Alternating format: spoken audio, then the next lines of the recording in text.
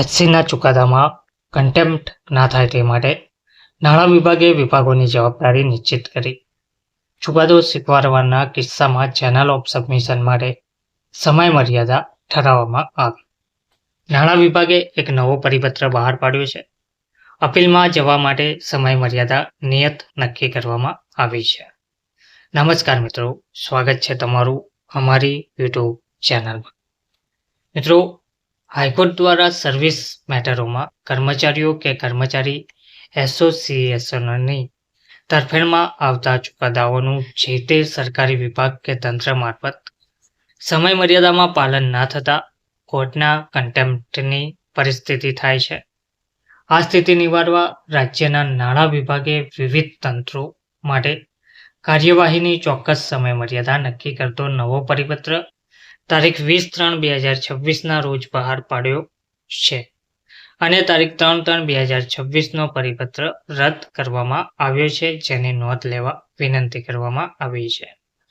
નાણાં વિભાગે હવે ઠરાવેલી પ્રક્રિયા મુજબ જો હાઈકોર્ટનો ચુકાદો સ્વીકારવાનો અભિપ્રાય હોય તો જે તે સરકારી કચેરીના વડાએ કોર્ટના ચુકાદાની દરખાસ્ત પોતાના સ્પષ્ટ અભિપ્રાય, આનુષંગિક દસ્તાવેજો, ચેકલિસ્ટ સાથે સરકારી વકીલના અભિપ્રાય સાથે ખાતાના વડાને 12 દિવસમાં મોકલવાના રહેશે.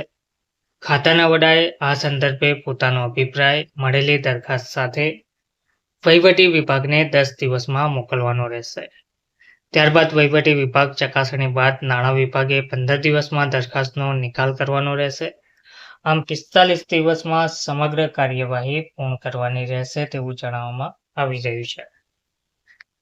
જો ચુકાદા સામે અપીલ દાખલ કરવાનો અભિપ્રાય હોય તો કાયદા વિભાગના તારીખ 9/2/2015ના પરિપત્ર મુજબ સમય મર્યાદામાં અપીલ દાખલ કરી ચુકાદાની અમલીકરણ સામે સ્ટે મેળવવાનો રહેશે.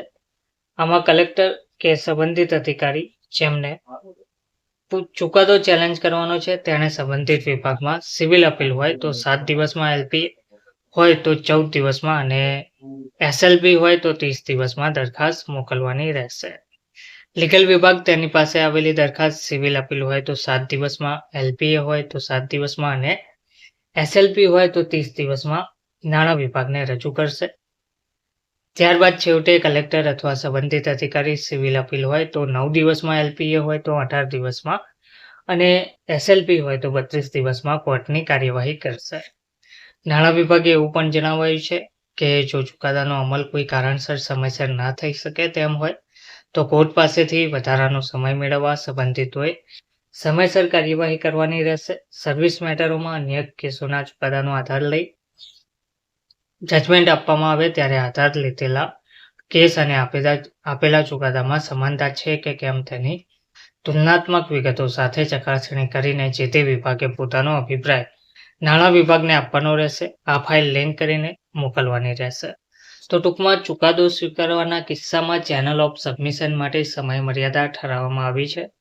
એસસીના ચુકાદામાં કન્ટેમ્પ્ટ ના થાય તે માટે નાણાં વિભાગે વિભાગોની જવાબદારી નિશ્ચિત કરીને નાણાં વિભાગ દ્વારા નવો પરિપત્ર બહાર પાડવામાં આવ્યો છે. અપીલમાં જવા માટે સમય મર્યાદા નિયત કરવામાં આવી છે. ધન્યવાદ.